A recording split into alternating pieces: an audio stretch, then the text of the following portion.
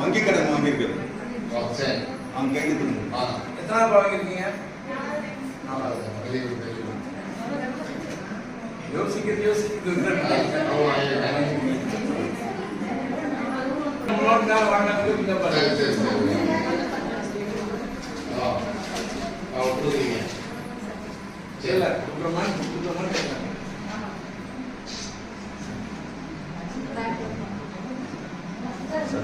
மாசம் 400 ரூபாய் 500 ரூபாய் அப்படி நாங்கள் சேமிப்பு தொகை பண்ணிட்டு இருக்கோம்.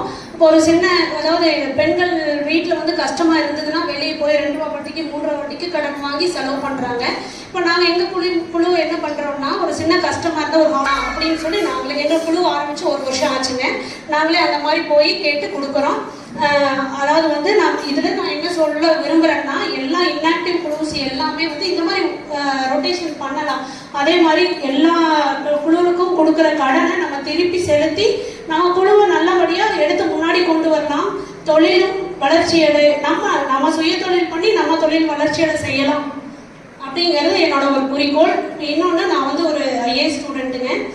எக்ஸாம்ஸ் ஒரு 4 டைம் எழுதினேன், நான் கிடைக்கல. இப்போ வந்து ஃபேமிலி ஆயிடுச்சு, நான் போக முடியறதில்ல. சரி, அது இல்லைன்னா என்ன, நம்மளோட சேவைகளை நம்ம இப்படி பெண்களுக்கு பண்ணலாம்னு சொல்லிட்டு ஃபர்ஸ்ட் வந்ததுதான் சுய உதவி குழு. நான் எந்த குழு டெவலப் பண்ணுறதுன்னு இல்லாமல் பஞ்சாயத்துல இருக்கிற எல்லா குழுவும் ஆக்டிவ் பண்ணணுங்கிறது என்னோட எய்ம்ங்க.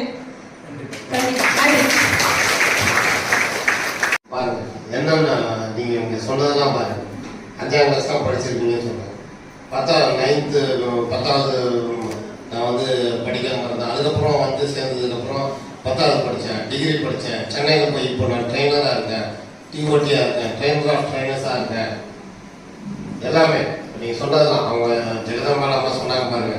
இப்போ எப்படி நான் வந்து ஒரு 50 பேர் 100 பேருக்கு இப்போ வழிகாட்டுறேன் அப்படி சொன்னாங்க. எவ்வளோ பெருமையாக இருக்குது. அப்புறம் எல்லா குழுக்களுக்கும் இவங்க சிவில் சர்வீஸ் அஸ்பிரண்ட் சொன்னாங்க பாருங்க.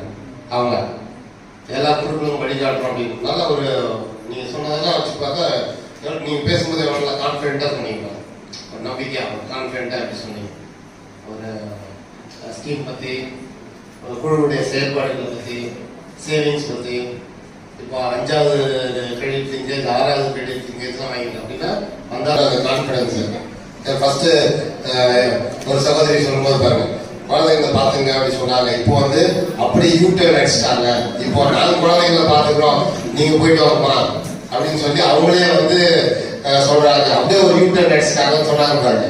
உண்மையான சந்தோஷமா இருக்கு. அப்படிதான் இண்டிபெண்டா இருக்கும், கான்பிடண்டா இருக்கும். நீங்க இந்த நேரத்துல இந்த சப்ஜெக்ட் இல்லாம, சுயேட்சை குழுக்கள் சப்ஜெக்ட் இல்லாம இன்னொரு வேண்டுகோள் உங்ககிட்ட மாவட்ட நிர்வாகத்தின் சார்பில் மாவட்ட ஆட்சியர் முறையில் இருக்கு. எனக்கு என்னங்க, இது சிறப்பான செயல்பாடுகளை பண்ணுங்க. கல்வி பணியை பொறுத்த வரைக்கும் நீங்க வாழும் பகுதிகளில், அந்த பள்ளிகள் உள்ள பகுதிகளில் மாணவர்கள் வந்து டிராப் அவுட்ஸ், இடைநிற்றல், 6ஆம் கிளாஸ் படிக்கிறேன் நின்றுட்டேன், 10ஆம் கிளாஸ் படிக்கிறேன் ஸ்கூலுக்கு போல, 8ஆம் கிளாஸ் படிக்கிறேன் ஸ்கூலுக்கு போல அப்படின்ற இடைநிற்றல் இருக்கக்கூடாது. அதுக்கு நீங்க என்ன பண்ணணும்னா, நீங்க தகவல் சொன்னா போதும், மீதி நாங்க பேசிக்கிறோம்.